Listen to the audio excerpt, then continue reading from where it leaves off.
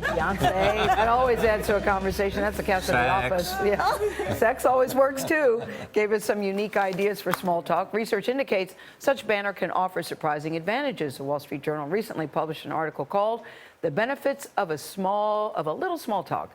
Contributing writer Jennifer Wallace found interactions with casual acquaintances can contribute to day-to-day well-being and a greater sense of belonging and happiness. I so believe this, Jennifer. Welcome.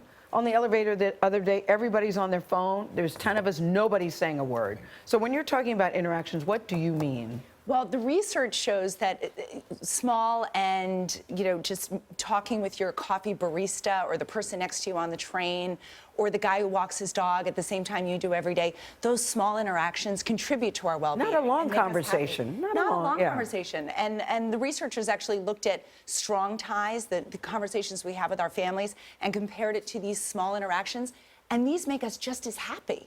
And why is it important for our children to see us having these conversations? Absolutely. Well, children learn kindness and empathy, not just by how we treat the people closest to us, but how we treat strangers, that they're not invisible. They're always we watching. Appreciate the waitress. We say thank you to the bus driver.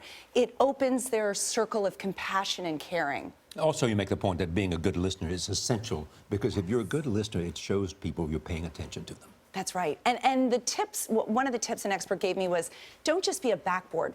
We're taught to just regurgitate what we hear. Instead, work more like a trampoline and add depth to the conversation if you have time. If you're sitting next to somebody on a train, say... You have a 10-5 rule, too. Yes. So I like that's this used... 10-5 rule. That's used in hotels. So when they're 10 feet away, make eye contact. At 5 feet away, say hello. You'll notice the next time you're at the hotel. Hello, Nora. And 1 foot away, touch. Yes, right. yes. You say ask interesting questions. Yes. So there's a way of making people avoid small talk because they think it's boring or useless. But you can ask interesting questions. You can, don't talk about yourself and what you know. Find something out that you don't know already. Yeah. And then Give me an interesting question. Well, if you're on a train and you're sitting next to somebody who works in energy, you could say, I have no idea how wind power works. Talk to me about that. And you can learn something, and you get them talking. That could be a long answer. And you have a long-time interest in how wind power works. Yes, I do.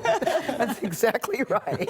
And then finally on this note, how do you exit gracefully? Oh, instead of just saying, okay, well, nice to meet you, you can send a signal like, well, since we only have a couple minutes left, I want to ask you one last thing. And that's it. I got a good question. That's it. Exit gracefully. Always say, where'd you get those?